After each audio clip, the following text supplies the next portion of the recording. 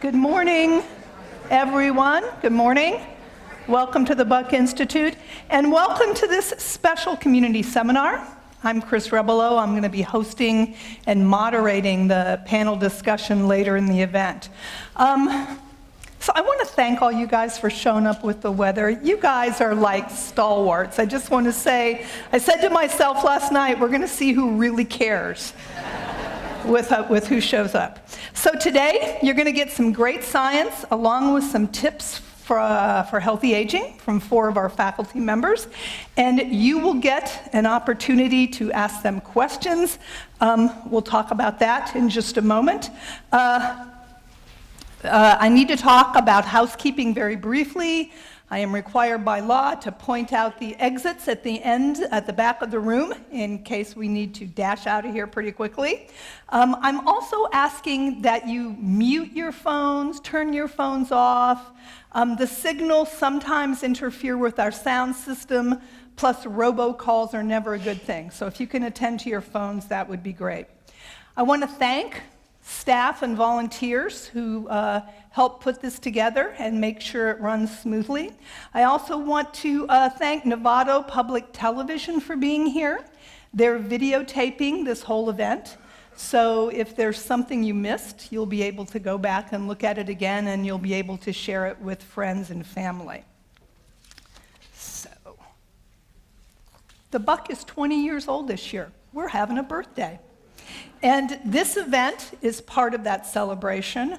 Our goal this year is to put on special events and really encourage community involvement. You're the people who support us, you're the people who talk about us to your friends and neighbors, and we really want to thank you and celebrate with you.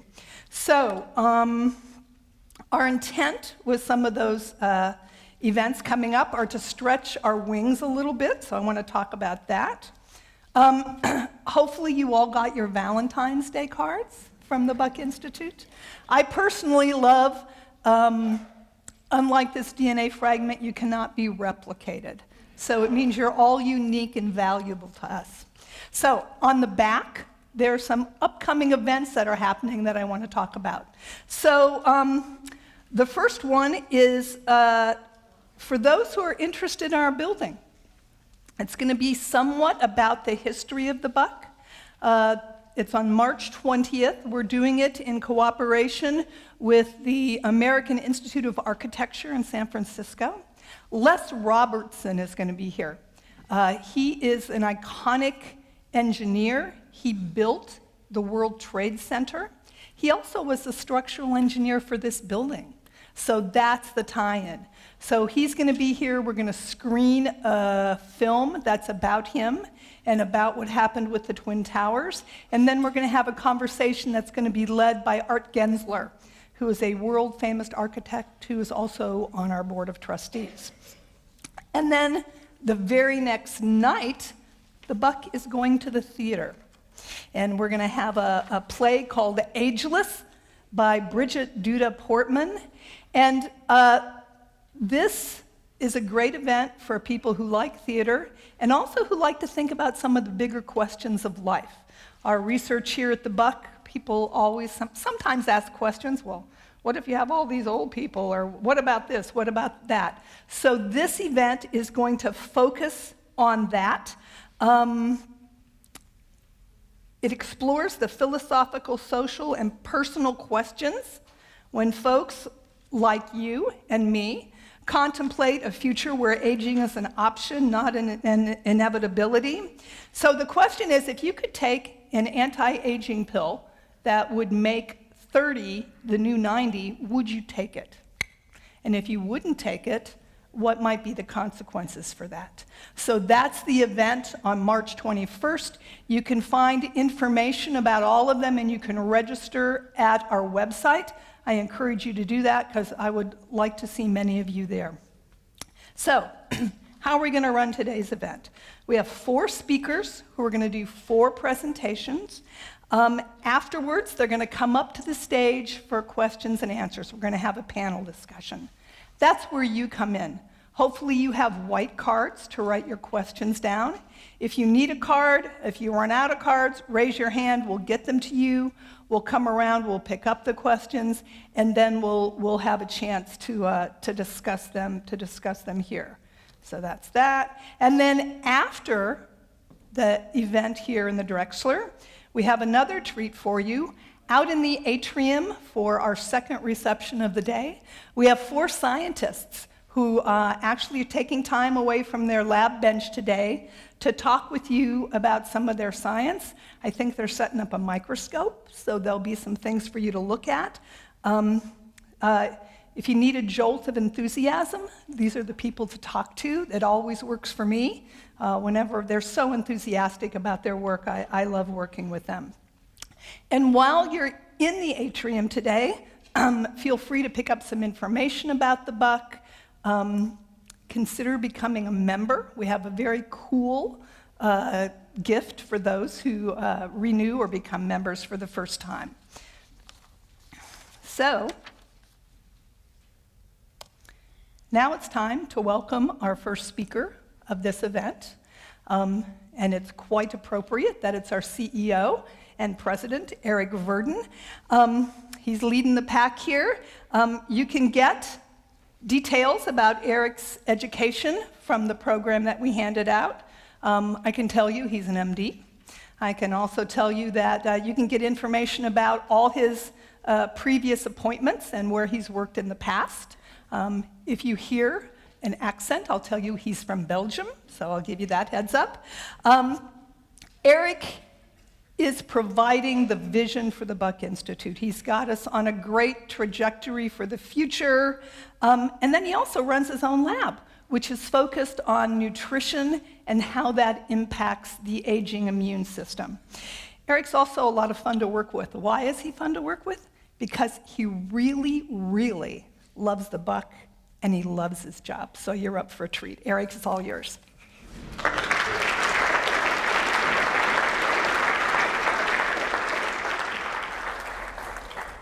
Thank you, Chris. Can you hear me well?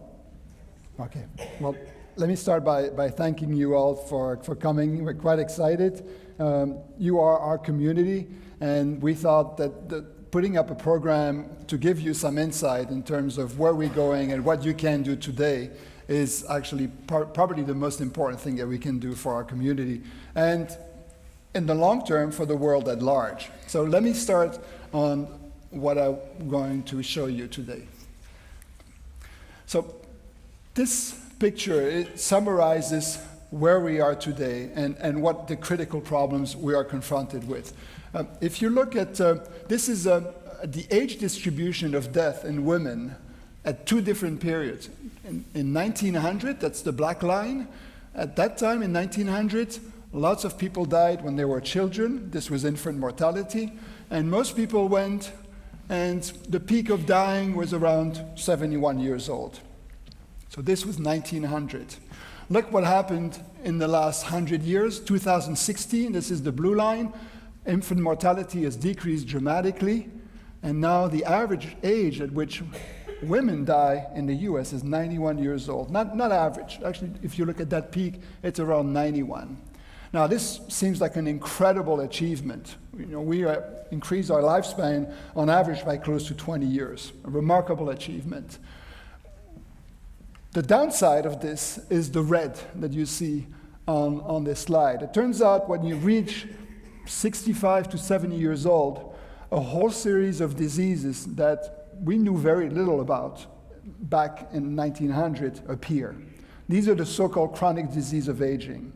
The implication of this now is that if you reach that age, and we know most people do, look at this whole group, the peak is right here, you will be afflicted by a growing number of chronic diseases. In fact, and by the time you reach 65, 80% of people will be suffering from one of these conditions. So 80%. And these conditions are heart attack, stroke, glaucoma, macular degeneration, many forms of age-associated cancer, osteoarthritis, osteoporosis, this is hip fractures, this is pain in your joints, hearing loss, sarcopenia, this is a loss of muscle mass, Alzheimer, Parkinson, or type 2 diabetes. So that sounds like a horrible picture, because this is essentially what we have done. We have the benefits of extra years of life, but for many of us, we spend them afflicted by a number of chronic conditions. Another way to look at this is your relative risk of dying per 100,000 person from all of these diseases. And what we see is a rapid growth. This is an exponential curve. It doesn't go 1, 2, 3, 4, 5. It goes 1, 10, 100, 1,000. This is a relative risk that you're going to die from one of these diseases as you age. And the trajectory so the older you get, the more you are at risk. Now, so the bottom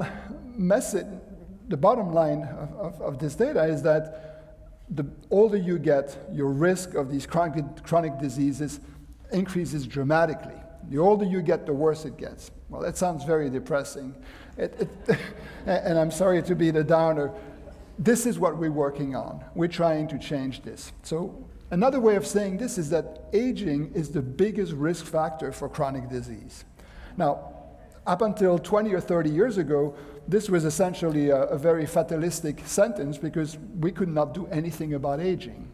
But the last 20 or 25 years here at the Buck and many other places in the country have seen us being able to control the aging process. The implication of this is if you slow down aging, you slow down the appearance of all of these diseases together. And this is what we're working on. Not working on so much on making people live longer. Maximum lifespan is not the key problem. The key problem is for people to live healthy. And so our Buck mission is to end the threat of age-related disease for this and future generation.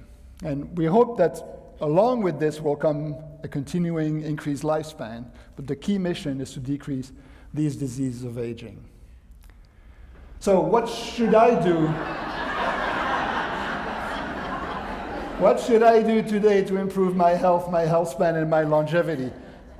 I would suggest you don't do this. But it has worked for her. Now, it turns out that the people who live to 100 are a small fraction of us who are highly protected against all diseases. It turns out many centenarians actually have smoked for 50 years, they ate anything. So you might think, well, I'm doomed. If she can do this and live to 100, where does this place me? My parents died when they were in their 70s. There's nothing I can do. Well, the good news is that 93% of your longevity is determined by your lifestyle. Only 7% is determined by your genes. You can't do anything about it. So 93%, and to me that's the most important news that has come out recently in the last couple of years. This idea that your lifestyle, how you choose to live your life, will determine the quality of your late years. So, many of you are here and to hear about the latest drugs. What should I do? What is the latest pill, the latest supplement that I should be taking? And you hear about metformin, we're talking about rapamycin, senolytics, NAD boosters, NR, NMN. This is on what we're working a lot, but it's not ready for prime time. The clinical trials are being started on many of these interventions, and the thinking is within the next 5 years, one of these is going to be a hit, and a larger fraction of the population is going to have the opportunity to be placed on one of these medicines. What I wanted to do today is to actually really focus on what you can do today, and to actually maximize the next 5 years so that you can actually benefit from one of these. So you'll hear about exercise and nutrition, and this is one of my favorite quotes from Jack LaLanne: "Exercise is king, nutrition is queen, put them together and you've got a kingdom." Beautiful quote, but really summarizes the two most important things that you can do today. And you'll hear a lot more about these from other faculty member who will speak after me, so I will not be expanding on these: nutrition and exercise. Just listen carefully. There's a lot of really good advice that existing today in terms of what you should be doing. I'm going to go through another list of a whole number of things that people do not think about generally when they think about health span and what should I do to maximize my longevity. And here they are. I'll start from the top left. Environmental. Who lives in Marin here? Okay, good. Congratulations to all of you. Your lifespan is already 87 years old, so much longer than the other people. For the rest of you, it's still time to move here. We love it here. So the quality of your air, where you choose to live, where you actually are able to live, plays a big role. The quality of your air, the quality of your water, pollution, and so on. But also, when I say environmental, it's a number of things that we can do. It turns out that oral hygiene, flossing, seems to be a really important factor for a number of chronic disease of aging. So having people who have chronic gingivitis are at increased risk for a whole series of conditions. So that's something that you can change today. Microbiome is one that is still controversial. Lots of evidence. So this is the set of bacteria that are living in your intestine. They are very strongly influenced by what you eat, but also by pollutants, by a whole series of variables that we do not fully understand. What we know today is that your microbiome, the population of bacteria that live with you, can determine your health.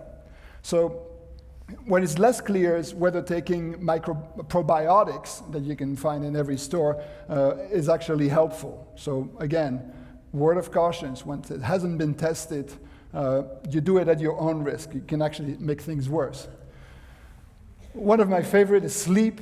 Really, we live in a population that is chronically deprived from sleep, and this is because of the advent of artificial light, and particularly screens, TVs, after 8 o'clock at night can actually alter your sleep. So that is really, there's a whole literature emerging on this, on the role of sleep and the fact that most of us are not sleeping enough.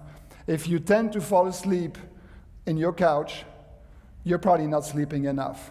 If you tend to sleep during the day without drinking alcohol or at night, you're not sleeping enough. That should be the telltale sign that you need more sleep.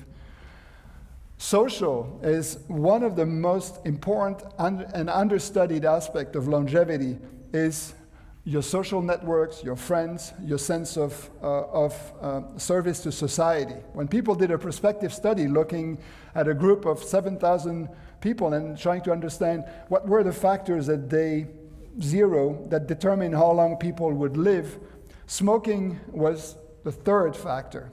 Number 1 was your social network, your relationship with your first-degree relative, your friends, your family, and the second one was your sense of importance to society, being engaged, being active, participating in social activities, volunteering, all of these things.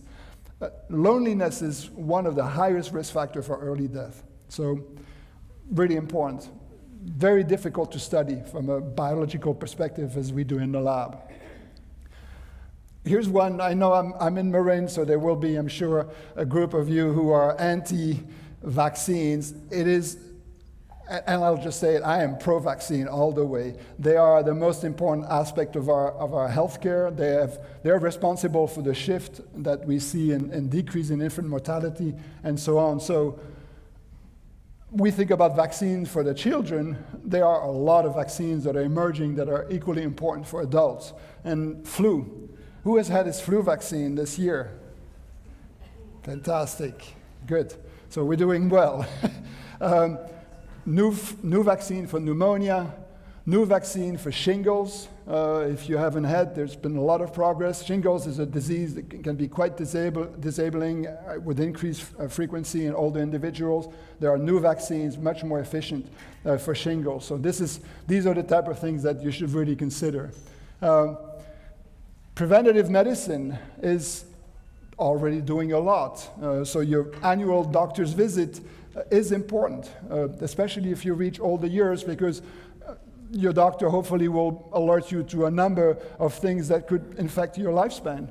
Colonoscopy after the age of 50, pap smear, breast examination, measuring your blood pressure, your blood sugar, cholesterol. These are all easy things to do that are completely available today and should be done on a regular basis. And finally, blood work and supplement.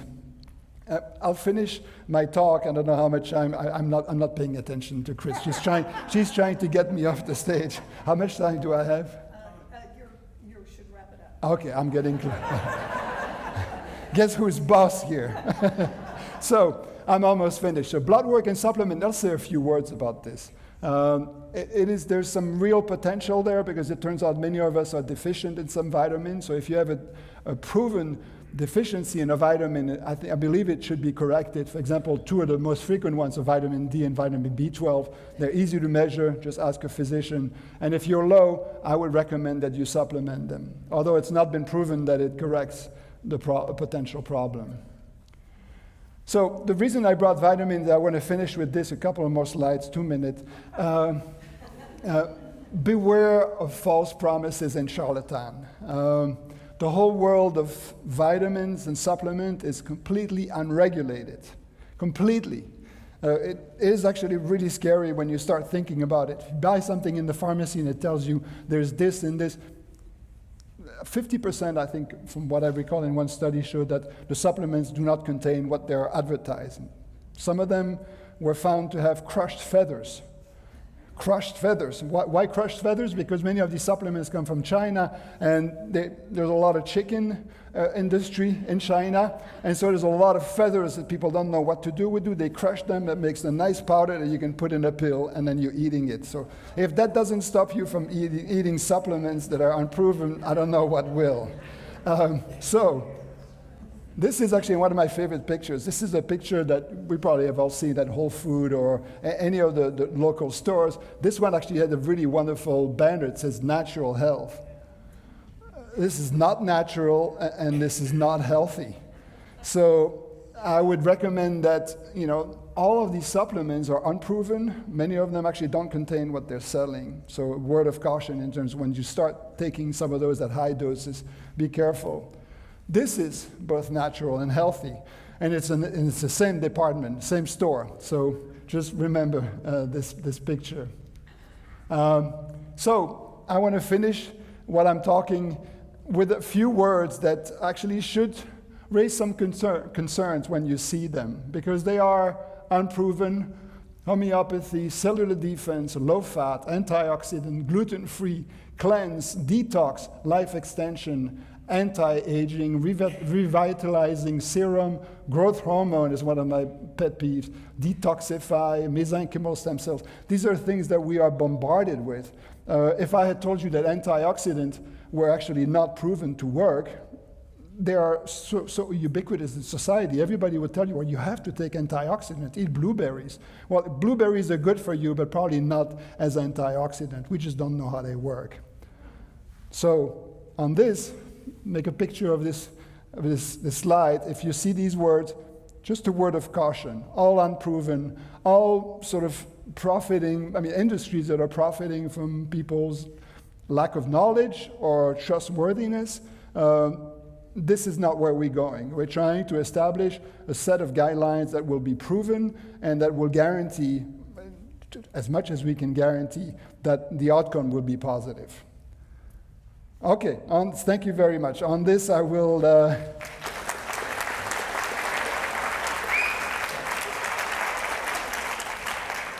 on this note, which I hope was not too negative, I want to present our next speaker, Pankaj Kapoor, who is one of our professors here at the Buck. Pankaj is one of the most creative scientists that I've ever had the chance to interact with. He conducts groundbreaking research in the area of calorie restriction. His lab is focused on understanding the role of nutrition and energy metabolism in lifespan and disease. And you will see that he is honoring all of us with his red sweater on this very special day. Pankaj.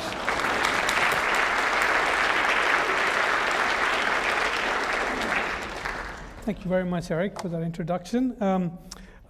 I want to thank everybody for coming here today. And I want to say, I've been here for 14 years. I'm really immensely grateful to the Buck for giving me the opportunity to conduct the research I'm very passionate about. Unfortunately, I've been given the task to condense my enthusiasm to 12 slides, and I'll try to do that. And what I've done is actually try to sum up what we do in sort of 12 questions that are commonly asked, things that things that I think are important to understand about the field, things that I know a little bit about. I think there's a lot of authorities in the field, and I think the field is huge, and I think we are still learning a lot. I think we're beginning to understand this field, but there's so much more to learn. And some of it actually touches upon the research in the lab that we do. So the first question is, what is caloric restriction and how does it affect lifespan? So this is one of the slides actually I got acquainted to when I was 22, and I got hooked into the field. This shows that rodents, this was done in 1930s, this shows that rodents, when they're deprived, so normally they're just left in the cage and they eat as much as they want, but if you cut their calories by 25%, it has a marginal extension in lifespan that you can see in blue. If you cut the calories by about 50%, and that's about the max you can do, you get about 50% extension in lifespan. Let that sink in, And this is when I read this, maybe I was an impressionable young person, I was like, this is what I want to study. I mean, just imagine, I went around, I remember thinking that I have some special knowledge that nobody else knows about, that I could get an extra decade of life just by eating less. I was like, this is the most amazing thing to study. So I've been studying this since then. I just want to add, as expected, when you eat less, you lose weight, and there are other things that happen, but mostly the news is positive, and I'll get into that. So this sort of study is not possible to do in humans. So the next question people often ask is has this been shown in humans? And the answer is, it's not trivial to do a trial like this in humans for their lifetime and ask if you cut calories, what would happen? But there are other ways to ask this question. So one of my favorite slides I've seen in this is people have looked in over 500,000 men and women, and they've asked the question, what is the relationship between body mass index and lifespan, or your risk of death, which is here. So what you're seeing is something similar to what's seen in other animals. So I want to say the last slide, if you go too far, then it doesn't extend lifespan, and it's been done in over 30, 40 different species now. So what happens in humans is there's an optimal body mass index about 22 to 25. That's where you see the best lifespan extension. Anything above that, you can see the risk of death increases. And again, like I said, caloric restriction is the idea of eating less without malnutrition. So you don't want to be in that state, which is increasing mortality. So I remind you again, this is done with 500,000 people. So I think there's a lot of data to support this now. The other question is, what diseases are slowed by caloric restriction? So Eric, I'm a positive guy, all that bad news that Eric gave you, that can all be slowed down with caloric restriction. So take, for example, some of the key diseases I think to focus on are neurodegeneration and stroke. All that is slowed down with caloric restriction. Coronary heart disease, diabetes, all that severe impact on that, and also the risk of cancer. It's one of the things you see in those rodents. They don't die of cancer after caloric restriction. That's a major cause of death in rodents in the lab, but after caloric restriction, that just disappears or is minimized. And also, I want to say, there are more benefits than this. You feel alert, you feel more active, you're more engaged, and I can go on and on. But so the other question that is, bothers people is like, why do we have an obesity epidemic? And we know we're eating more, and that's the reason. But I want to go back into something which I think is very important. Everything in biology, I think, should be questioned in terms of evolution. And one way to think of this is, we evolved in relative food scarcity. I mean, most species go through these periods of boom and bust. And the idea is that those very genes that protected us from periods of famine are the ones that are now a problem. So what's happening is we did very well in these conditions, but suddenly now we have so much access to food, we don't know, people really are not well equipped to handle that. And the same thing you see in our mice. You give them the access to as much food, you tend to overeat. And I think it's just hardwired in all species. You're doing that for essentially to reproduce, right? But so the idea is, for example, fat is a tissue that evolved to protect us. It was there, it's there so that when nutrients are limited, you can actually utilize the stores in the fat and get the derived necessary energy. So, however, it becomes a problem when you overeat, because your fat now doesn't know how to. It's not used to burning up calories, because it's constantly it's constantly under explosive foods, so you're not used to now burning up calories using your fat. So I'm going to get into that in more depth now. So some of my earlier research, I was very, like I said, fascinated into this, and we discovered important pathway that helped us understand how caloric restriction works. So the question is, can it be mimicked by taking a drug? Yes, but I just want to say, don't wait for this drug.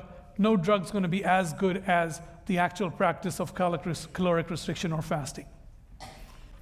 So the pathway that we discovered is basically, like I said, there are nutrients that you get in the environment, and that turns, essentially helps cells grow, and that's what we term is the reproductive mode. So that's how, how most species are this is what you're trying to achieve, and when there's excess of food, this is what you do. The black box in the middle, which was unknown at that time, we identified one of the components of that black box was called TOR. So TOR is this protein, doesn't matter exactly how it does it, but the idea is that connects nutrients in the environment to growth and this reproductive mode. What we found was that if you inhibit TOR, or you can give this drug called rapamycin, which is now in clinical trials to slow age-related diseases, it switches the animal into a different mode. Now what happens is you're no longer in the reproductive mode, but you're actually slowing down neurodegeneration, risk of cancer, and increasing lifespan.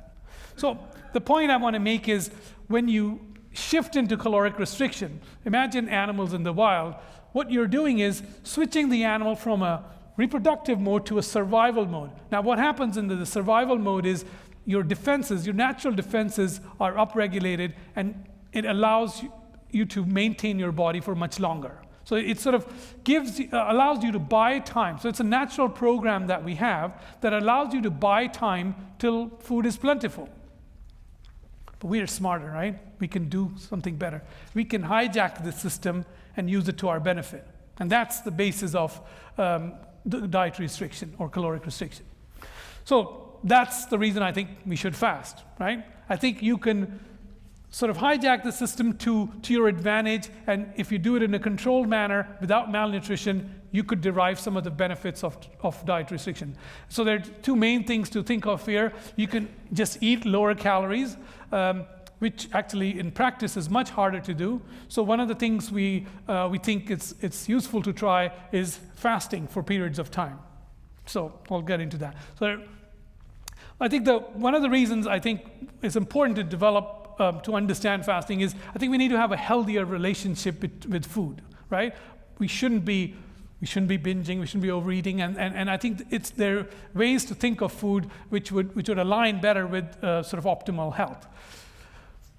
And so I just want to say some of the basic things to understand when you're in a fasted state and when you're in a fed state is your insulin levels go lower in the fed state. And interestingly, one of the most I think insightful things that has come from the aging research in invertebrate organisms is that if you reduce your insulin signaling pathways, you can extend lifespan. So you want to keep yourself in the fasted state.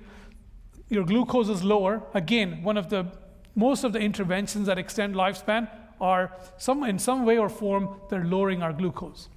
And one of the other things we're finding is that in fasted state, what's happening is you're going to liberate your fat. You're going to start accessing fat. Like I said, fat is a tissue that's there to protect you from conditions of fasting, but if you don't use it, it can start acting against you. And it ends up making toxic molecules. But if it's constantly used, you can be in a better state of health. So we call this having a metabolic workout. I think this is something I think should be part of our lifestyle. I think the idea I'm very enamored with is this should become a habit, just like brushing teeth, like exercising you'll hear about. Having a metabolic workout should be a part of the habit, and just like all good habits, initially it seems like it's a challenging thing to do, but once you get used to this, and once you start actually understanding the concept, and you start, you read more about it, and you practice this, you'll see that it actually helps you through your difficult times. You might have, life throws so many difficult, problems at you, but if you're in a good state of mind, you can actually deal with them better. So I think fasting can actually put you in a better state of mind to deal with problems. So the other question is, how does fasting influence fat burning and insulin? So I want to now take you through these graphs, which I think are very important to understand what's happening when you're eating and what's happening to a normal person. So first of all, in red you'll see is the amount of the insulin spikes, and if you're in the red state, you're actually accumulating fat, and if you're in the green state, you're actually burning fat, right? So normally what you do is like this. You have a 12-hour window of eating, or in fact, the data suggests that people eat as long as their eyes are open. So we end up eating, yeah, it's sad to see this data. People are eating at 2, 3 o'clock. And unfortunately, I've been talking to my clinician friends, nobody's ever taught how to eat. You just do what is happening in your family or as part of the culture you're in. But no one's thought of like the guidelines or right ways to eat. And this is one of the problems that, Eric said, we want to actually take the lead in trying to have better understanding of this.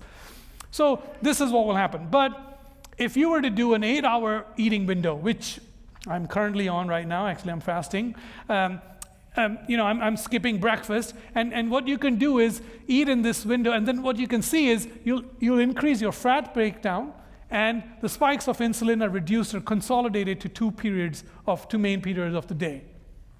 So this has been shown to actually have lots of benefits. It reduces, even in people who are obese, when they were asked to do this regime, it improved insulin sensitivity, reduced glucose, and most interestingly, the surprising thing is you actually don't get hungry in the evening. So people who were asked to do this, they're finding they can easily do this over, they can easily consolidate their meals over 8 hours.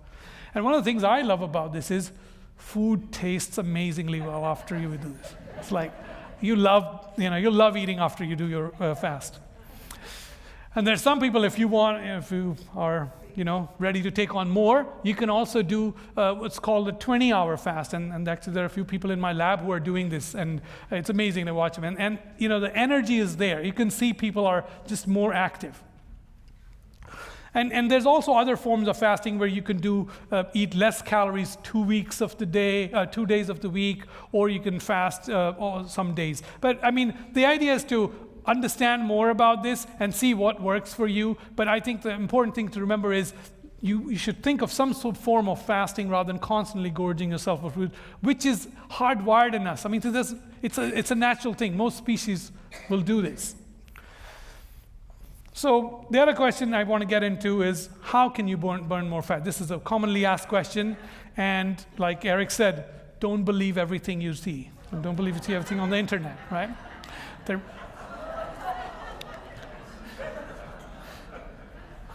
So we want to propose there's some very common sense methods to do this. Having a low carbohydrate diet, I mean, everyone understands that, and try to pay more attention to how you're getting your carbohydrates, especially refined grains. It's best to stay away from them, because if you have whole grains, then you can increase your fiber and lower your carbohydrate, lowering your calorie content. Snacking, I think this is another thing which is sort of under, people don't talk about much. Again, something I never thought about, even though I've been studying this for so long. Only recently I've cut down on snacking, realizing it's a big problem. And by the way, despite all this, I know I am pre-diabetic. So imagine, but I think I can get over this with taking all this advice, which I haven't done properly till now. So I'm trying to do, yeah. So think about some form of intermittent fasting, and like I said, exercise. So this is all common sense stuff. But I think rely on this and try to make this part of your lifestyle rather than go after fancier methods and crazier methods that are out there. The other question that's often asked is, can you exercise while fasting? Absolutely. In fact, there's some very interesting studies showing if you fast and exercise, then your ketone bodies will go even further higher. And also, it's actually one way to get more benefit out of your exercise workout. Don't eat before. And it's another thing I always did. I mean, you saw when I was young, at school and stuff, people always eat before they exercise to last longer. Unfortunately, what you're doing is you're making it harder for the body to burn fat. That's what you want to do during your exercise. Train your body to burn fat, and you're losing that advantage by eating right before. So, and I want to say, this is some exciting work we did in the flies, where we actually figured out that when you're fasting, one of the things that happens is you're more motivated to exercise. Our flies that fast, they are way more active, and there is crosstalk between the muscle and the fat, so the muscles can burn, be more active. This is exactly what happens in marathon runners. You run a marathon on fat, you don't run it on sugar, but you need to be able to access the fat. And that's what these flies do, and they become more active, and we found that if they were not active, they can't live long. So we find that you need all these things in combination to get the benefits of fasting. So you need physical activity, which, like I said, will naturally increase if you are fasting. So muscle and fat work together to burn fat. The other question is, when should I eat? This is a huge question in the field, and we'll be talking much more about this at the Buck soon. But the median that's been worked out is that people eat on average 12 hours and fast for about 12 hours. In fact, I mean, like I said, many people, I think the numbers were about 10% of the people are eating for 16 hours and fasting for 8 hours. So you can think how detrimental that would be. And so fasting, like I said, this is called time-restricted feeding, going to a 16-hour window of fasting will actually reduce your insulin, increase insulin sensitivity, preserve your beta cell function, reduce blood pressure, reduce appetite. This, I think, is really fascinating. I mean, I think when you eat more, you get the urge to eat more. You get into this, what we call sugar-burning state, and it drives more hunger. And then the other thing is you increase your fasting triglycerides to, as I said, to access more fat. And I want to say, I want to thank the artist, my postdoc's wife, who drew this. This came out of some research we did in the flies. So we found that flies, if their circadian clock was broken, they lived shorter. So those milestones are the lifespan of a fly when it's overeating or their circadian clocks are broken. So they live only about 40 days. This is the happy fly on diet restriction. The windy road actually represents the improvement in circadian gene expression. So your what we call the cycles of all genes are rhythmic. Every cell in your body has a clock, and those clocks start functioning much better when you're eating less, and you live much longer. And the other thing we found, which is really interesting, is that when you eat less, your circadian gene expression improves. Your what we call circadian homeostasis improves. So and overeating does the opposite. The other question that's commonly asked is, what is the difference between sugar burning and fat? So what we have found is that when you burn sugar, you end up causing more tissue damage through something called advanced glycation end products. And if you burn fat, it seems to be a cleaner fuel. So like I said, most interventions that extend lifespan seem to be somehow through reducing sugar or carbohydrates to extend lifespan. So what are we doing about this?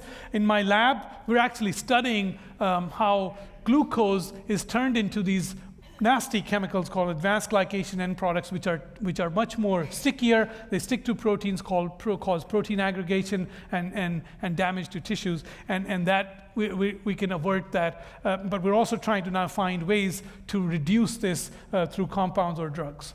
And the problem is when the ages accumulate, you can get a number of these diseases. So we've been able to model this in a fly or in a worm. So the problem is this takes decades to happen in humans, but in an animal, a small organism, we can study this in a matter of 2 weeks. So through this research, we're getting some really fascinating insights. Finally, I want to thank the people in my lab, really wonderful bunch. There was a challenge at the Buck, the activity challenge. Whichever lab or groups of people were most active, they're going to get a massage. And my lab did really well, you know. And my lab is now proposing to have a fasting challenge for the whole of the Buck. Yeah. So with that, I'd like to welcome John Newman.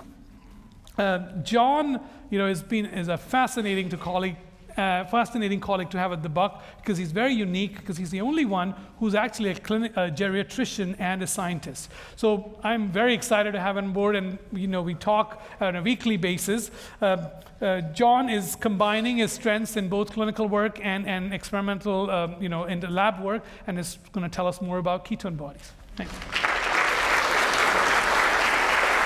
Nice job. Thanks, everyone. So I am a geriatrician and a scientist, as Dr. Kapoor said. I'll leave my geriatrician hat for later. You guys are welcome to write down questions for the Q&A if you'd like to query that hat. But for the next 10 minutes, I'm going to wear my scientist hat, and we're going to dive in even deeper into the weeds on some of the themes that Dr. Kapoor was talking about the links between nutrition and aging. But starting off, aging is a lifelong process. I think we all feel this throughout our lives. And I like this idea that it's a lifelong struggle between the forces of damage and the forces of repair. And you can almost define the different stages of our life by which side is winning. When you're young, you can repair anything. You can overcome anything. And you're starting to feel old when you realize that you can't overcome everything. So it's a lifelong process. And we're understanding a lot about what these damages are, what we're dealing with. Things like misfolded proteins, things like mutations in our DNA. It's not just that sort of damage, but it's also what you might call the meta-damage, the damage that the damage causes. Things like our mitochondria not working efficiently, like senescent cells contributing to chronic inflammation in our bodies. So these are sort of the second-order problems related to the damage. This is what we all have to deal with. But we can. All of our bodies have built-in repair pathways that throughout our lives are fighting the good fight and struggling to keep us in one piece. And these are the three corners of what determines how we age and how long we live and how healthy we are. It's this balance between the damage, the consequences of that damage, and our body's repair efforts to keep things working in good shape.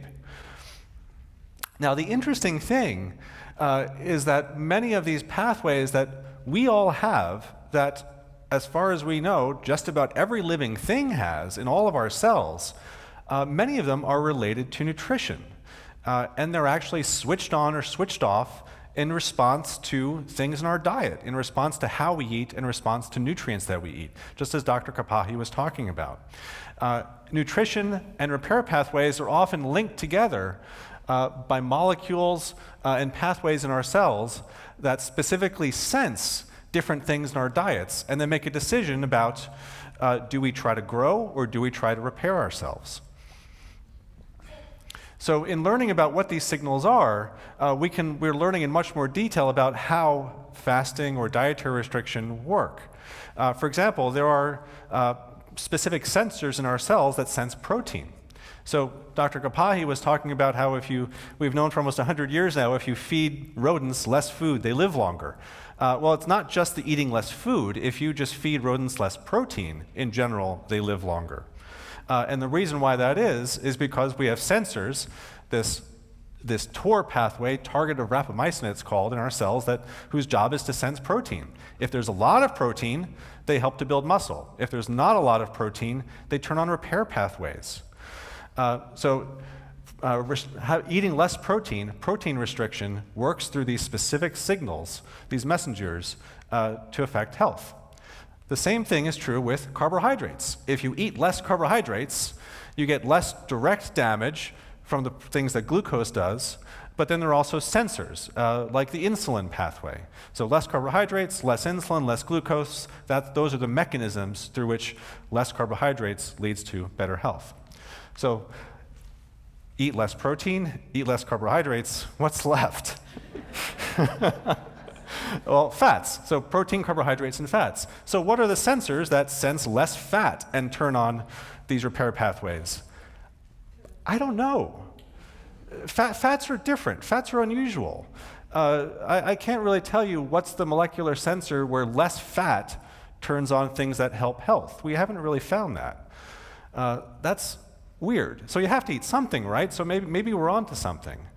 So what about the opposite? What about signals of having lots of fat around that might turn on repair pathways or be helpful? And we think we may have stumbled across one of those things. Ketone bodies. So all the things that Dr. Kapahi was talking about, all the things you'll hear from Dr. Mello about exercise, fasting, exercising, calorie restriction, all these things naturally involve your body making ketone bodies. So what are ketone bodies? I'll tell you a little bit about them, about how we're studying in the lab, and then how this ties into, as Dr. Verdon was talking about, what you can do in your own life. So the main ketone body your body makes is a little molecule.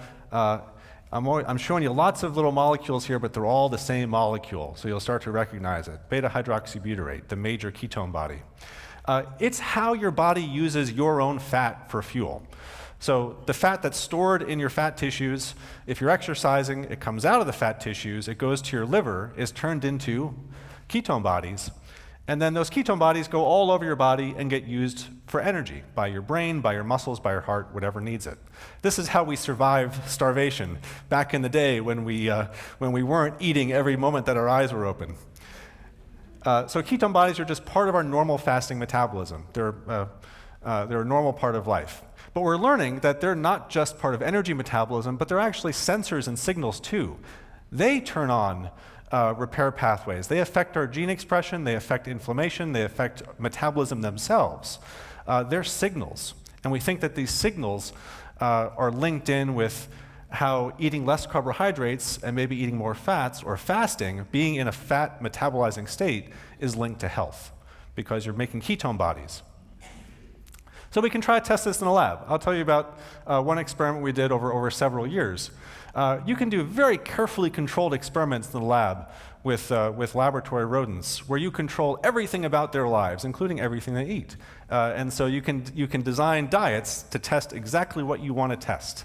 In this case, we wanted to test if eating a diet with no carbohydrates at all, in this case, but lots of fat and a normal amount of protein would help them to live longer or not, compared to a normal mouse diet, which has lots of carbohydrates, like most of the diets that we eat.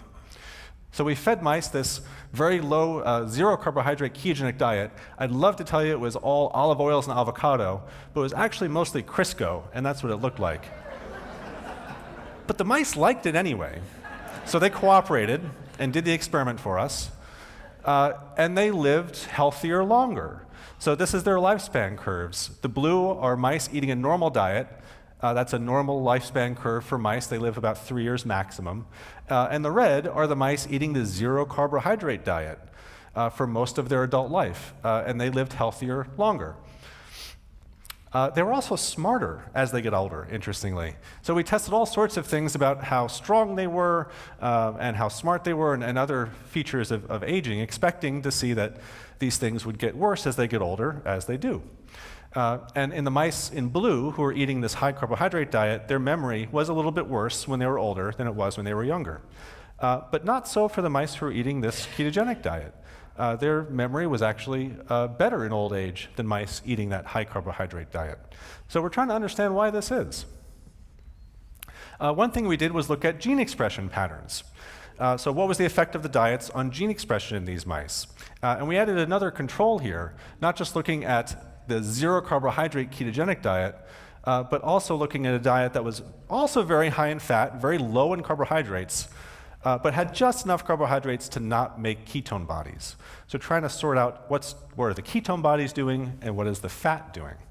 And it turned out that these two diets had a lot of things in common, things that you could imagine affect health and maybe in a positive way, like reducing the activity of this protein sensor TOR, interestingly, reducing glucose, reducing insulin. That all makes sense.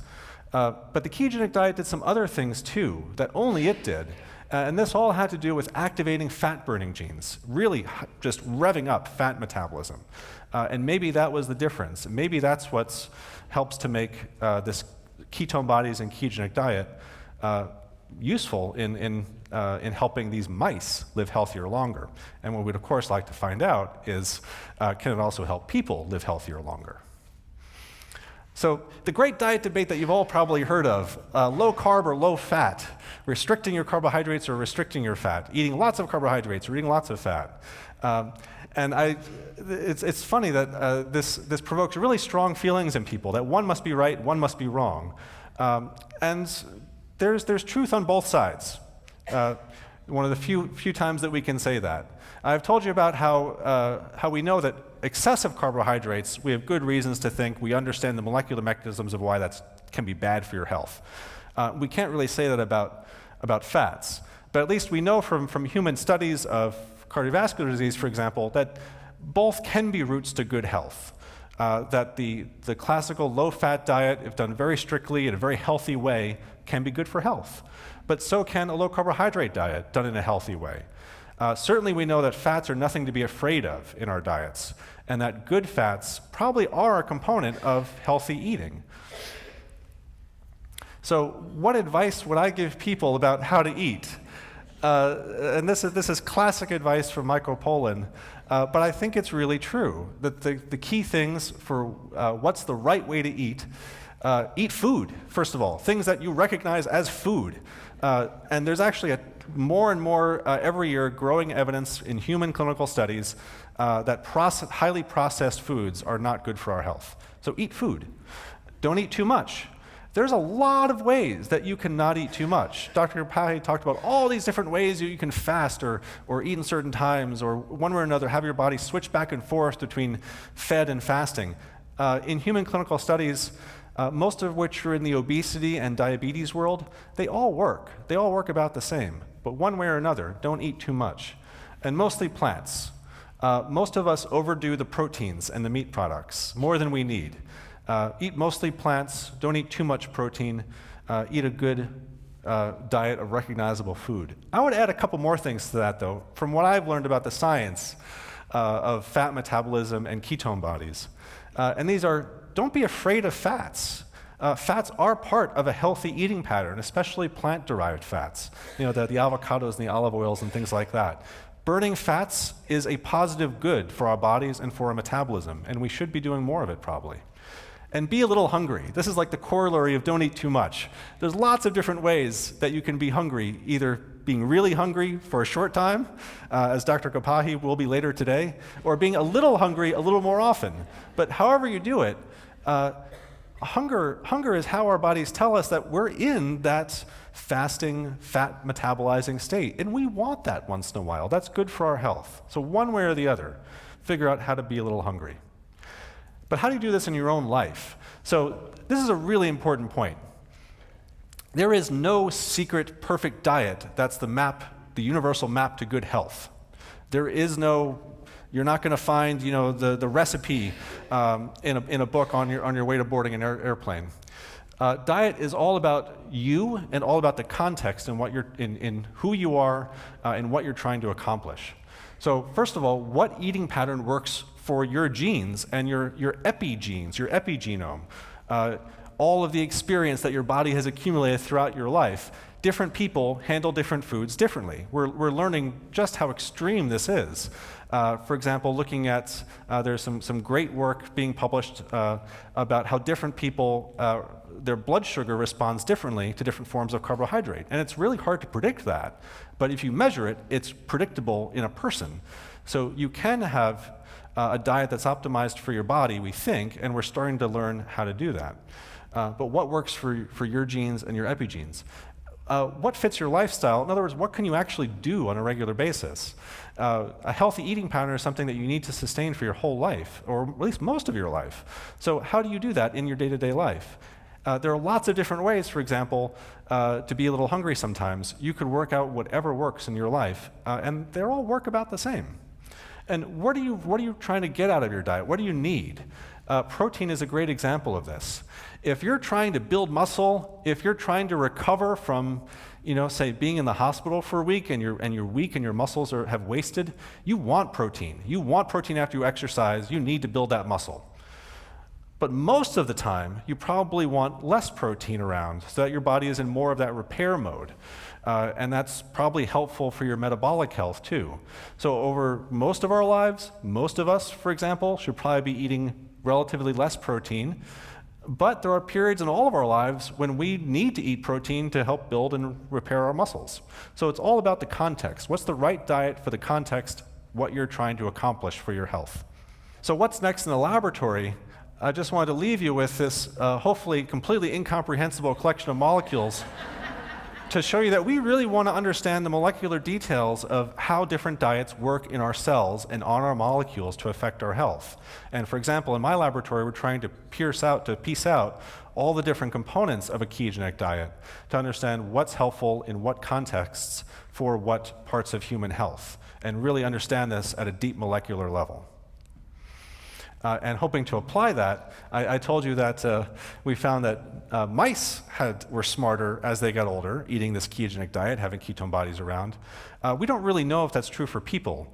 There are some really interesting clinical studies going on to try to test this idea, but we'd like to understand in more detail just how nutrition, fats, ketone bodies affect aging processes that in turn affect problems of the aging brain. The syndrome of dementia, diseases like Alzheimer's disease, and other problems in the aging brain. So with that, I want to introduce Dr. Simon Melov.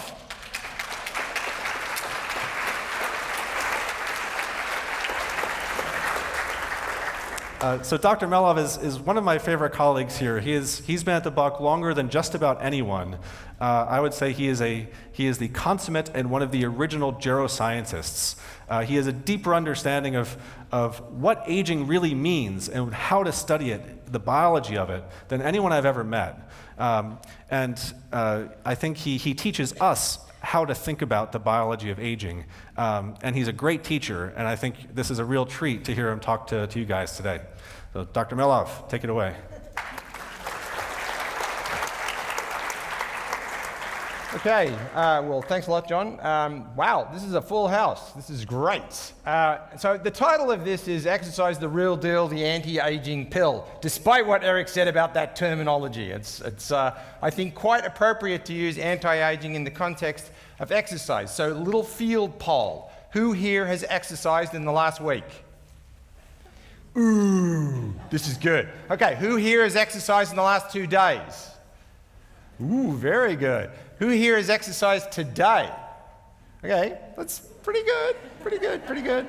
Okay, so I want to come to something which has been touched about by all the previous talks, is why is exercise good for you? And this is something which actually we don't still know the answer to this. We really don't have a good handle on what it is about regular activity at a high level which is good for us, even at a low level actually.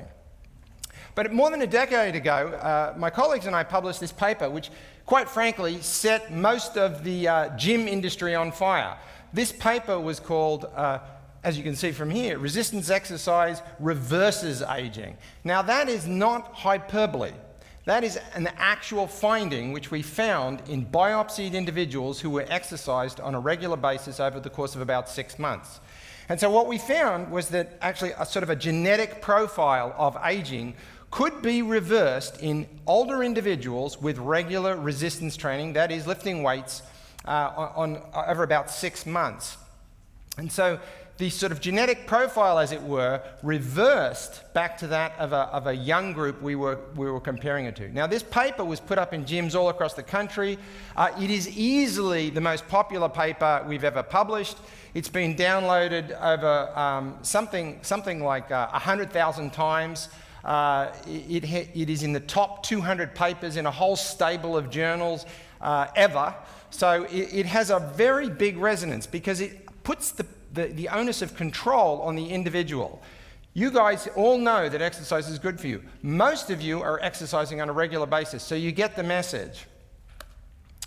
So We don't know a lot of why it works. As I said, there's this sort of idea that we're producing something. We don't know what that is in our muscles, maybe in different tissues. It's circulating in our bloodstream. It's affecting multiple tissues. It may be originating in our muscles.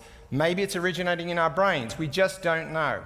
And so you'll often hear these terms, myokines, exokines. These are substances, molecules, proteins, could even be some type of fat, which is released into the bloodstream and can benefit multiple tissues at a distance. So enough about sort of the field. I thought you guys came here to hear what we're doing. This is my data. You're going to hear about my data in terms of exercise and how I practice what I preach, much like Pankaj, who's fasting, and he's right now saying, God damn, get this over with so I can get some lunch. So we are very fervent believers in exercise. How many people here, I'm assuming everyone has smartphones at this point. How many people have personalized fitness devices like a watch? About like half the audience. Okay, so most of these devices track your activity on a very regular basis. You can see step counts, you can see flights of stairs, you can see activity levels in general in terms of exercise. What you're looking at behind me is the aggregated data of myself over the last 3 years. Now in 2017 I didn't have a smartwatch, and so you're only seeing data in the purple for the last few months of the year. But this is the number of steps I've been taking for each successive year since 2017. And you can see in a good year, I'm approaching 400,000 steps a month, roughly, okay? Now, I have data on my actual workouts and my actual sort of activity levels, miles ridden on a bike, miles run, things like that. But I'm not going to show you that because there's a little too much data overload. But this is something people commonly think about. They think about the steps they're doing on a daily basis. And this is an excellent way of getting feedback from these new devices which can help us, empower us to be active on a more regular basis. But I want to talk about something else. This is VO2 max. Many of you will have heard of this term. What is VO2 max? Well, VO2 max is the maximum rate of consumption your body can use in the course of a workout. This is your peak oxygen utilization. We require oxygen, of course, to live, and as we metabolize that oxygen in combination with foodstuffs, it's extracted in our tissues to do work. And so when you work out, you gradually use up oxygen and your tissues work harder and harder to consume that oxygen as you're performing more and more work. And so at some point there's a peak. There's an actual peak, which is called your VO2 max. The higher that value, the more predictive it is of your longevity and your overall physiological health. The other thing about it is it builds up a reserve capacity. So you can get to a level and then you can increase it still further, which gives you a buffering zone. If something bad happens, you have a sort of a reservoir of capacity, as it were. And in a sort of a diagrammatic form, this is what it looks like. You continue to increase oxygen or utilize oxygen as your exercise intensity increases, and then you'll hit a max. Now that max in Olympic athletes is huge. It's something like 60, 70, 80. These are the numbers which you'll hear about in terms of VO2 max for elite athletes. For the average population, VO2 max is somewhere between 30 and 40. If you're tending towards 40, you're more fit. If you're tending towards 30, you're less fit.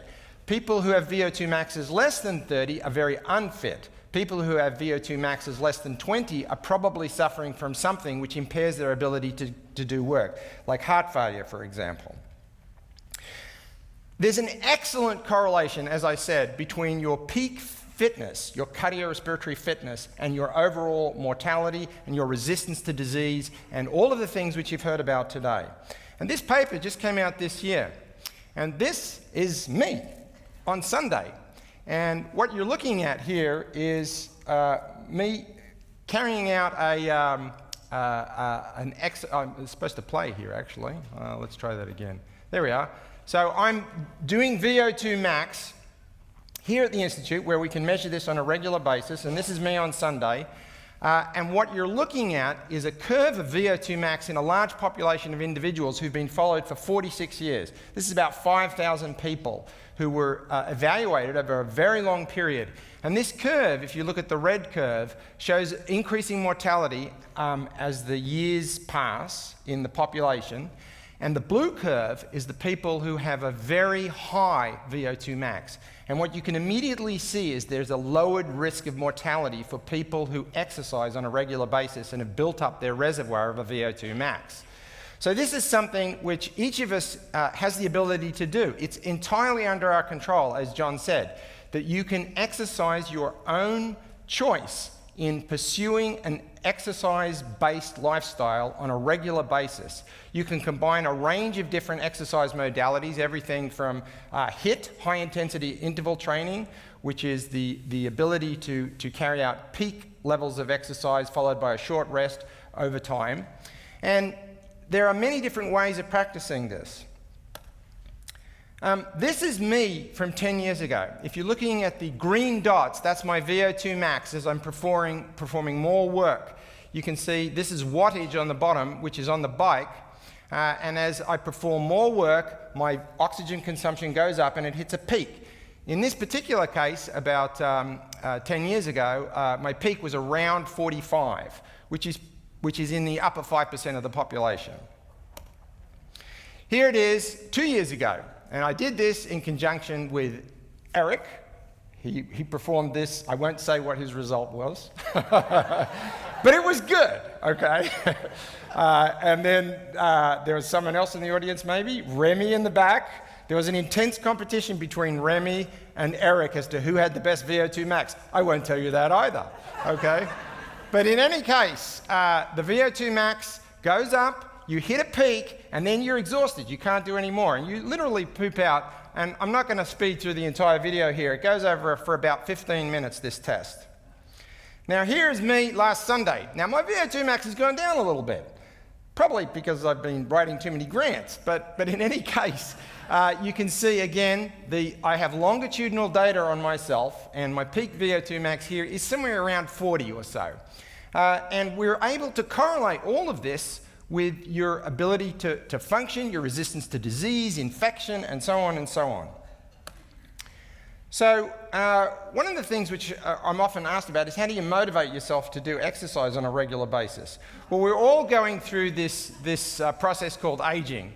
And when we're young, physical activity is fun. Look at this. This is fun, right? Here I am at 30, and apparently I'm still having fun. Here I am at 50. Okay, so this is something which each of us strives to have fun. So how can we have fun and empower our own healthy lifestyle and well-being? Well, over the last decade, I've sort of voluntarily taken up a number of different sports to engage myself and make myself enthusiastic about participating in this activity, which I know is going to impact my long-term health, my long-term resistance to disease. In the last decade, I've done gymnastics, I've done fencing, I've done running, I've done biking, I've done climbing. Any activity which you personally find is beneficial to motivating you to exercise is a good thing to do. And so I'll finish off with me. This is from about a decade ago, having a little bit of fun here. And I'm not going to do that off the stage, but I think at this point, we will take general questions.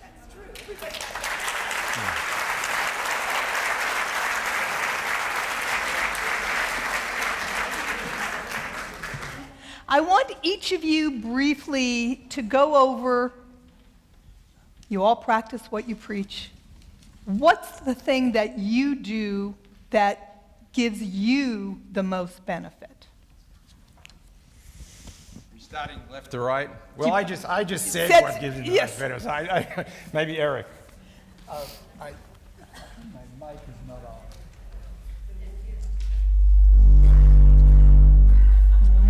That's the voice of God. Is it me who's causing this? It's probably we're all too close together. I'll walk over here. Oh, that was Simon. So I think personally I'm a heavy exerciser, biking. I live in Mill Valley, so Mount Tam is my playground. I try to go there as soon as possible. And I think one aspect that I really like about what Simon said is this putting the joy into it. Exercise should never be, it can be hard, but there's to be a lot of joy. So for me, exercises, a mixture of high intensity, biking, but also some weight, not too much. And finally, the most important that I find in terms of my well-being is the ability to episodically fast and to do time-restricted feeding. So I try to eat between noon and 8, and in between, nothing. And one question that I want to add to what was discussed earlier when we talk about time-restricted feeding is you can drink coffee, which makes a huge difference. Without, but no tea. No cream, no sugar. So, and this is why people do not realize when we talk about time-restricted feeding, people say, well, I don't have breakfast. Then you ask, you have coffee? Yes. What goes into your coffee? Well, sugar and cream. Well, that's eating. So when we talk about this 8-hour window, it's coffee, tea, no supplements. It can be, and then limit your eating during that period. I find this is really what makes the biggest difference in terms of mental clarity. Now, some people are early eaters. They like their breakfast. And so if you need to have a breakfast, you can have a breakfast. That means you need to stop 8 hours. If you have breakfast at 8, that means by 4 o'clock you stop eating. What you will find is there's a quick adaptation period. First, you will find it difficult. It lasts about a week. You'll be hungry. You'll say, well, you know, I'm used to my 3 meals and my 3 snacks. By the way, that is what's recommended today, is these 3 meals and 3 snacks is a heresy from our standpoint. That means eating constantly for 16 hours a day. A large fraction of the population is actually doing this. We have a colleague who is studying this. He has found that, you might not notice, 51% of the California population is pre-diabetic. 51%. When you put people who are pre-diabetic on this type of time restriction, 8 hours a day, it all goes away in almost everyone. So that's probably the simplest thing that you can do, because it doesn't involve counting, it doesn't involve measuring fat, no fat, whatever. Just limit your eating to 8 hours. Doesn't mean that you, on the weekend, you cannot eat, 3 meals, have a breakfast, but throughout if you do this 90% of the time, you will see a clear differences in your well-being. So before we get to John and Pankaj, I want to do a disclaimer. We have 2 doctors on the panel, but you are encouraged to talk to your doctor before you undertake any of the things we're talking about today. So just a disclaimer, your doctor knows you and your health. Okay, John. And thanks, Chris. That's a good point. One of my rules, right? I loved how Eric had this list of keywords that you should question if you see them. One of my bits of advice I like to tell people is never take medical advice from someone wearing a microphone, which is even true when I'm the one wearing the microphone. But definitely do your own investigation and talk to your doctors, and hopefully some of this will help many of you. So I am not the poster child for a healthy lifestyle. I struggle a lot to figure out how to have a healthy lifestyle, and maybe my struggles will help some of you too. So for example, I don't like to exercise. Running is boring. I never really got into bike riding. The only thing that I've ever really loved to do actively was play volleyball. And I won't tell you how many years I've been playing volleyball now, but I started when I was young, and I more or less kept that up. But it's the only thing that really excited me. So that's kind of become my motivation. As long as I keep playing volleyball, I'm doing something that's healthy and getting and active. But then it also motivates me to do some of the more boring stuff so that I stay in good physical shape to be able to do what I love to do, play volleyball. So that's my motivation. And I love this advice that Simon gave, find something fun that you like to do and try different things and find those things that you enjoy doing, and then that becomes you want to do them. It's not work. You don't even need motivation. It's just fun, and you want to do what you need to do to be able to keep doing it. And by the way, it's good for your health too. And the same is kind of true with my eating patterns. I eat way too much delivery food. I eat processed food. I don't follow a ketogenic diet. Life is busy, and it's hard. My wife and I especially find it really hard to be good all the time and to eat healthy all the time. But we wound up stumbling into this idea of fasting a couple of times a week. And we like that because it kind of fits into our lives. We don't have to pay attention to it all the time. We only have to pay attention to it 1 or 2 days a week.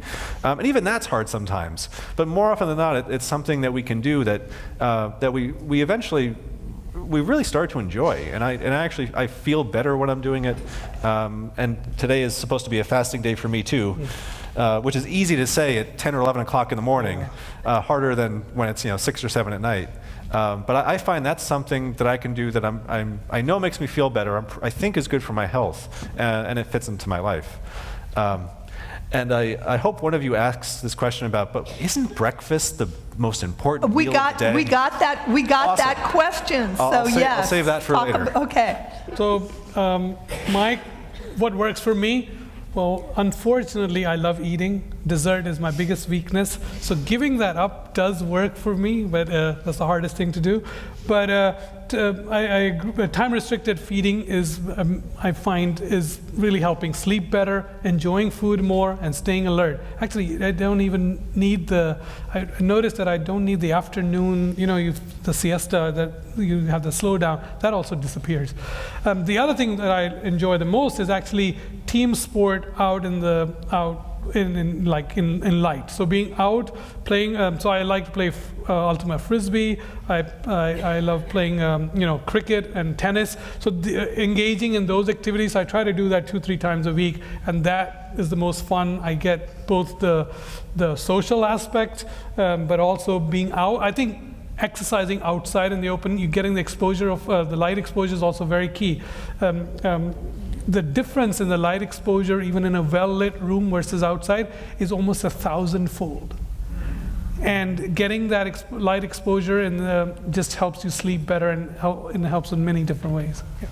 So we got a few questions from folks who are dealing with diabetes, and their question is about, can you fast if you have diabetes? How do you approach that? And again, talk to your doctor first, but let's hear what these guys have to say. Maybe I'll jump in. So there are 2 different forms of diabetes, type 1 and type 2. Type 1 are insulin dependent, typically diagnosed earlier. Type 2 diabetes is more the maturity onset diabetes, quite often linked with inactivity, obesity, or being overweight. The answer to the question is very different in both. So fasting for type 1 diabetics can be done, but it's definitely more complicated because they are at risk for a complication called diabetic ketoacidosis. Fasting for type 2 diabetes is not only not dangerous, it's highly recommended. It is the surest way to bring diabetes under control, this time-restricted feeding that we have talked about.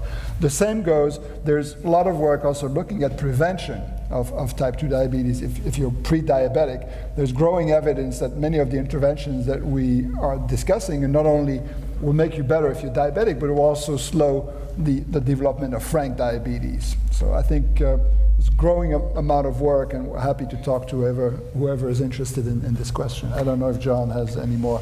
Well, the only thing I'll add to that is, so again, type 1 diabetes, a completely different disease from type 2 diabetes. And I really wish that they had different names because they're completely different from each other, except that they both involve high blood sugars. But I think we're learning more and more that type 2 diabetes, the sort of diabetes associated with aging, that's associated with obesity, it's not, blood sugar is a symptom of that disease, not the underlying cause. And you have to control the blood sugar to prevent complications. But just controlling the blood sugar, I think we're realizing more and more, doesn't address the underlying problem, which is a metabolic dysfunction. And some of the drugs for diabetes that seem to be especially good for improving the health of diabetics and preventing cardiovascular complications, probably those drugs get more at the underlying problem, the metabolic problem.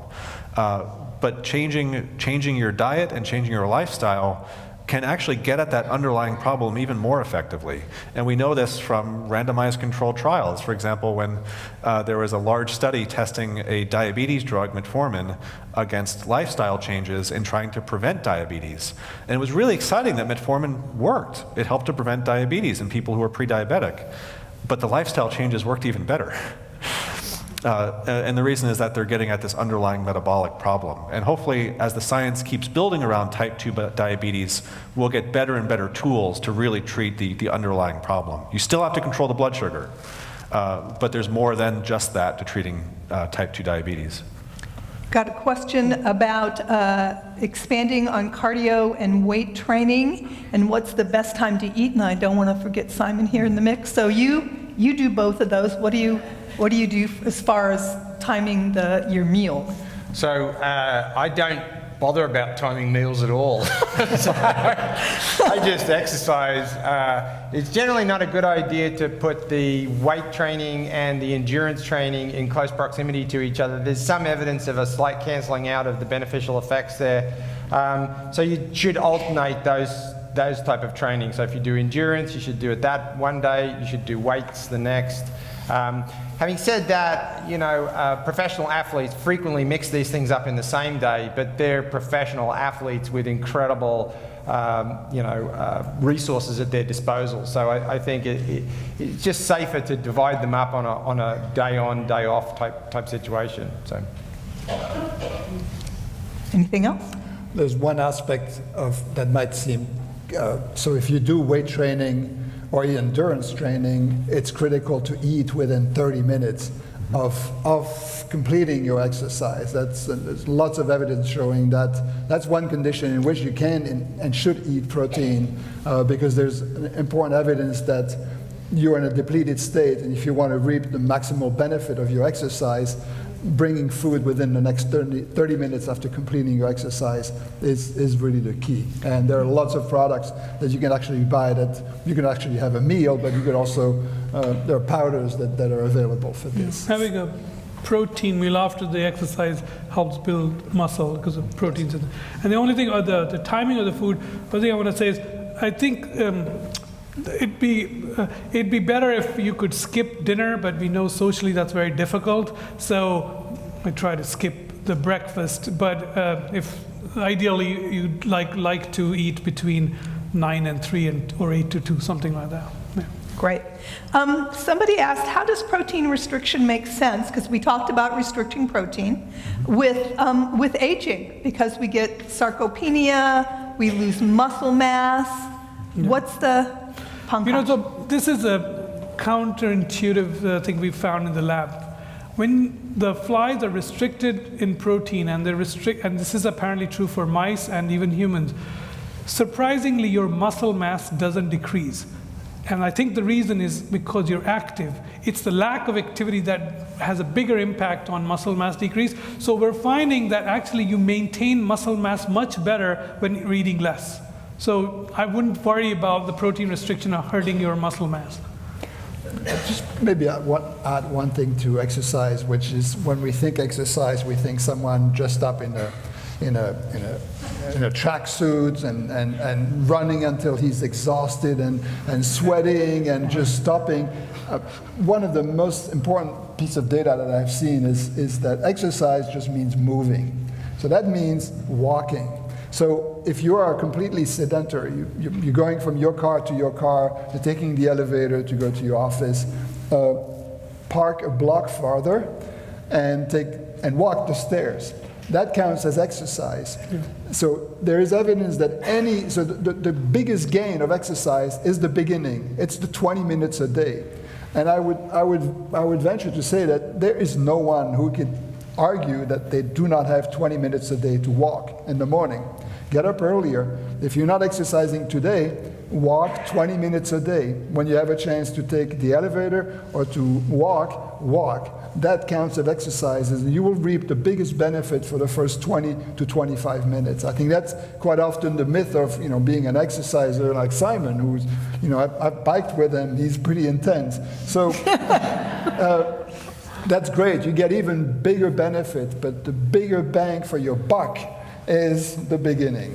Yeah, I'd just like to follow up on that in the sense of anything is better than nothing, basically. I mean, you often have people ask, well, I have arthritis and I can't even walk very well. Well, try and find an activity which doesn't bother your arthritis. Swimming, anything is better than nothing, and that's all the studies show that. There's a sliding scale, as Eric said.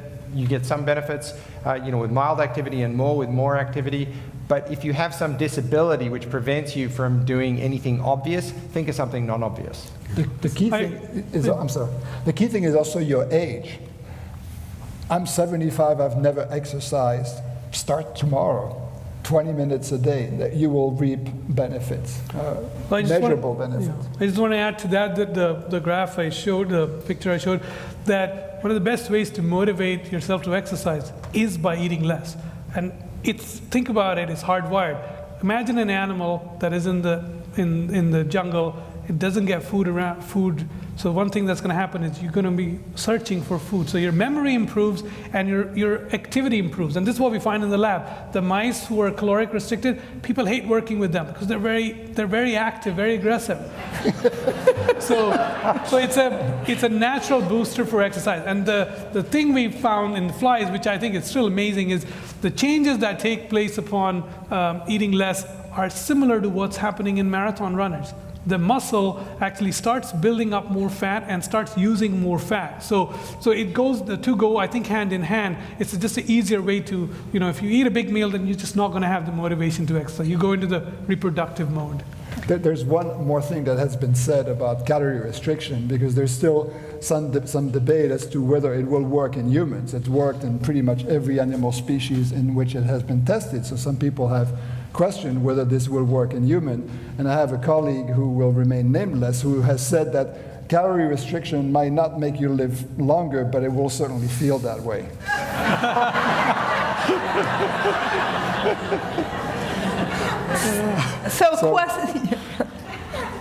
Next question. So one of the side effects of aging seems to be pain sometimes. Pain, like arthritis or pain after exercising. Aging sometimes hurts. Any recommendations? How do you guys deal with pain? Well, I think one of the most important suggestions, and even though I'm wearing a microphone, you can listen to this one. If you stop using it, you're going to lose it. It's really true, and that's one of the things that happens faster and faster the older you get. I like one of the little points I like to tell people is, so I work a lot in the hospital, right? And I take care of older folks in the hospital and trying to help them get out of the hospital in good shape and independent. And a lot of people still think that, well, I'm in the hospital, I'm supposed to be resting in bed, right? Absolutely not. You're supposed to be moving as much as you possibly can. Because if you're not moving, if you're lying in bed in the hospital, one day of lying in bed in the hospital is like your muscles aging a year. You have to use it, or you'll lose it faster than you would fear. So don't let things limit you. Figure out ways to keep moving that don't cause as much pain, or ways to manage the pain to let you move. This is often the goal of pain management with your doctor. What's our goal in trying to figure out how to help me? Well, one really important goal is let me keep moving and let me do the things that I want to do to stay active. So figure out how to make that work within your life. And hopefully your doctors can be helpful with that. As we get older, we all get pains from a lot of causes, and we need to figure out how to work through it, but also how to manage it in a way that it doesn't affect our lives and we can still move. But you got to move. Yeah, go ahead. So I wanted to touch upon what Eric was talking about, the whole sociological aspects of aging. And one of the things that's come out of that is, we're talking about exercise and diet and all that, but the mindset is a very important thing. So they've found centenarians there is an element of having a different mindset. They seem to be much more, they look forward to things a lot more and have a positive mindset. So this idea of the pain coming as a barrier, I think the idea is to find ways to overcome the barrier and deal with it, because that seems to be correlated with just better health. Yeah. And then a practical example of this, again, an informed approach. And all of you have the information now, so each of you can choose to act on this or not in your own individual circumstance. I have a colleague who was in his 50s and was water skiing. Because he was water skiing in very cold water, he had a freak accident and he pulled the vastus lateralis off his hip.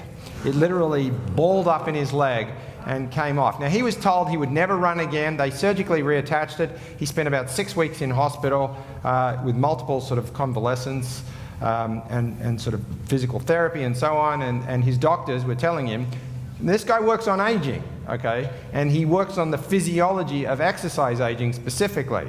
And his doctors were saying, you will never ski again, you will never run again, forget it. And you know what he did on day 2 after the surgery? He had his wife bring in weights, and he was exercising his upper body in bed because he couldn't move his legs, but he knew that there were restorative powers from working out, and so he did what he could. He used the light weights in hospital. 6 months later, he was water skiing, and running all over again. I'll just one to go on the pain. I didn't put this on the board, but beware of a class of drug called NSAIDs, non-steroidal anti-inflammatory pills, and you know them. That's Motrin, Aleve, I don't know, you probably know all of them. Ibuprofen, all sold over the counter, all which gives them sort of a benevolent look, sort of a benign look. It turns out that chronic users of these medicines actually are at increased risk of heart attack and other complications. So they are not benign. They can be used for an acute injury for short periods of time. So if you're taking some of these drugs chronically, there's always time to stop. I find that, as we all get older, sometimes, joints feel a little creaky and all of this. The thing that I find has the biggest effect for this on me is my eating. And definitely if I'm splurging on dessert and all the carbohydrate rich, I feel it the next day. If I go back to fasting, it just quiets it down. And we know how this works. Food has direct, and you've heard about this whole idea of the anti-inflammatory diet. So this whole anti-inflammatory diet, when you read the books, there's no science in there, but there's, in a way, what they're proposing. And this is an area of investigation. What is it about some unique aspects of food that actually participate to the chronic inflammation of aging? I think this is an area in which there will be a lot of work. Right, but the fasting you can do today, you will feel a difference. Right, what I mentioned on the last slide, advanced glycation end product. So that's a result of eating more sugar. They promote inflammation. So there's a lot of evidence for that. So diet is definitely one way to reduce your inflammation, and that would help with the pain. So we're getting a couple more questions we have time for. I got a lot of questions about fat and different kinds of fat. People want to know your take on coconut oil and then medium chain triglyceride in conjunction with fasting. So talk about fats. I'll start. You start. I'll tell you this is something I take, so I can. So there's still this idea kicking around of good fats and bad fats, or maybe better fats and less good fats, and the science of nutrition in people is getting a little more refined, and there's still this idea that animal-derived saturated fats are generally the less good forms of fats, but they taste so good. The fatty beef, the pork belly. I'm fasting today, and I promise I'm going to stick to it. Whereas the plant-based unsaturated fats, and this is your classic olive oil and avocado sorts of things, don't have, or probably the better fats. And then the coconut oil. So coconut oil, the rationale why people talk about coconut oil is about the medium chain triglycerides. What are medium chain triglycerides? They're a certain class of fats that are processed by your liver, by your mitochondria, in a slightly different way, in that they're more readily turned into ketone bodies. Normally, if you're eating a bunch of carbohydrates, you have some insulin floating around, your body's not going to make ketone bodies. That's not what they're for. They're for fasting. But medium-chain triglycerides sort of bypass all that and can be turned into ketone bodies directly. So that's the reason why people talk about medium-chain triglycerides as one way to get your body to make ketone bodies even if you're not fasting. Coconut oil has some medium-chain triglycerides, but really not a whole lot. I mean, more than other foods, but not a whole lot. So coconut oil, I like the way it tastes. If you like it, I think it's perfectly fine to eat it. The kind of bigger question is about taking medium-chain triglycerides specifically, and Eric can tell you about his experiences with that. Yes, so it's part of, if you want to be doing this 16-hour fast every day, and you don't want to feel, if you have a hard time to really fasting completely, one idea is to actually to be sort of a modified ketogenic diet, and there are supplements that are coming on the market. One is called C8. It's a medium chain fatty acid, and it can be metabolized directly into ketone. So it's a bit more techy, but if you're interested in experiencing ketosis, this is one way to do it. And I personally find it makes a difference. If I go and really fast for a whole day, just having a little bit of that supplement makes a difference in your ability to function. I just want to add to that. So fats that are saturated are ones that coagulate at room temperature. That's one way to remember. And the idea, the science behind is that they promote atherosclerosis, and the same thing potentially happens in the body. I think there's some data to support this. And oils or fats that are in liquid form are the ones, that's a sort of general rule of thumb. Take those. I think they're likely to be, they would have more medium chain triglycerides than unsaturated fatty acids, which would burn faster. So that's the scientific basis for medium chain triglycerides. What we actually know in people and how that affects health is not a whole lot, to be honest. It's something that's worthy of clinical trials of serious study, and some of those are underway. There have been, for example, a couple of small studies of trying to use medium chain triglycerides to make ketone bodies to see if that had effects on the memory of people with early Alzheimer's disease.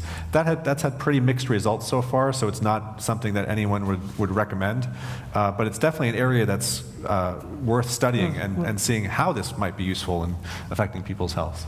One more thing about the ketogenic diet, because many of you have heard about it in its earlier form. This was the Atkins diet. And so what Dr. Atkins was promoting and was the idea that you could actually eat sausage and bacon, and as long as you were not eating carbohydrates. So in some way, he gave a bad name to a diet which actually can be conducted in a healthier way, because he was promoting the ability to eat all of those saturated fat, bacon, sausage, rich meat, and so on. So I think we're in a period where the ketogenic diet is being reevaluated in the context of a healthier fat. And I think that's where we are. A lot of these studies are underway. What I found pretty remarkable in John's study on the ketogenic diet is that the fat that these mice were eating, Crisco, frankly, and the fact that they still lived, I mean, we're not suggesting that we go to Safeway, buy a can of Crisco for lunch. But this study was not supported by the makers of Crisco. But it was remarkable, despite what would be universally considered an unhealthy fat, these mice still lived longer, and their brain function, cognition, memory was remarkably better, actually better than a young mice, as John has showed you. So final question, I got a couple of these. People want to know what you think about genetic home tests like 23andMe. Are those, and feel free to disagree. I meant to say that scientists, I have learned, are an independent bunch. They actually don't agree on things. So I'm curious, do you think 23andMe or something similar to that, is that part of a healthy aging program? Pankaj? Well, Have you had it done? Yeah, I've had it done, and I've learned things about myself which make me think, oh, this is helpful. For example, I am sensitive to coffee. So there's some genetic traits which are dependent on single one enzyme, and those are much better they can be easily predicted by these tests. However, something like aging or like your height and stuff depends on so many genes. They're not very good at predicting that. But I learned I'm very sensitive to coffee, and I would actually have an increased risk of arrhythmia if I was to have coffee. There are other studies arguing that. So coffee is good for most people, but if you don't metabolize it slower, if you metabolize slower like me, then it stays in your system for too long. So it's good to know that. And same thing, I've learned that I'm sensitive to, I would have a side effect to statins. So I find it useful to know. Everybody, has their own personal choice, but I think I can make an informed decision based on some of the what I'm learning. But all that comes with a grain of salt. The knowledge base, there's a lot more we need to understand behind these, what these risk factors are. So some things are a little better understood than others. So all that needs to be taken into account. And, again, discuss with your doctors, because they should be in place to discuss this much more. I've also had it done, and I actually had my parents tested with their consent. And it's actually quite useful if you have an extended family to try and get as many of your family tested as you can. One of the things which has happened with 23andMe and similar services over the last 10 years or so is that they've actually had a great deal of restrictions placed on what they can actually tell you with regards to outcomes from any given genetic aspect of your sort of overall makeup. So they have a very, very vanilla level of information to you with regards to risk factors for different diseases, mostly imposed upon them from the FDA. So, and that makes a lot of sense, because information without appropriate genetic counseling could be very distressing to individuals finding that they are a carrier for a certain genetic risk factor, for example. One of the downsides of going on 23andMe is you also understand that you have a lot of relatives you didn't know about. Sixth cousin from Utah wants to contact you. No.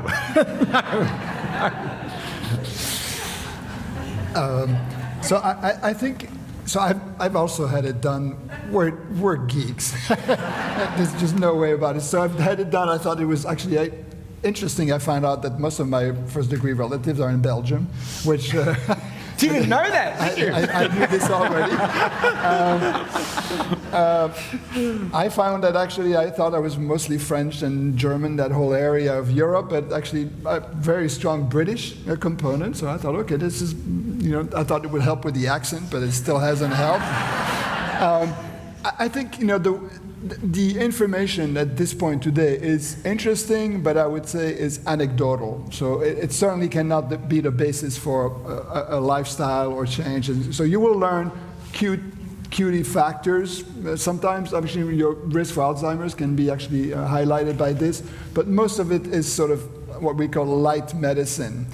However, it is a harbinger of what is to come, which is the whole field of precision medicine, individualized medicine. One of the problems that we have in terms of making recommendations is that we are all very different, extremely different. When we work in flies or in C. elegans or in mice, we're working on populations of mice that are so-called congenic. They're all the same. And most labs work on the same mouse strain, so no variation, which means, a lot of what we find is actually related to that one mouse strain. Big challenge of bringing all of these interventions in the human population is the fact that you and your spouse are very different and are going to respond differently. So this field of precision medicine is right at the beginning. 23andMe is one way to sort of gauge what are your individual variations. Next step is getting your genome sequenced. That costs today probably less than $500. You're going to get 100 times more information, and the physicians are not going to be able to do anything with it because we don't know how to read the genome to define what are the variables that are important for your health, for your response to medicine, your response to exercise and so on. But that whole field, I would say within the next 10 to 15 years is going to be revolutionized and is going to change what we do in medicine and in terms of recommendation. That is, we will be able to tailor to each of you what should you do that will work in the most effective way. For example, we know some people respond to carbohydrate in very different ways. We know some people respond to exercise in different ways. So I would say stay tuned. We're seeing sort of the playful aspect of 23andMe, and it really is not a medical device company. It's sort of an interesting, what I call science, Medicine society. light, right. So fun, but don't put too much weight in it. But things are coming in the future. I think faster than we think.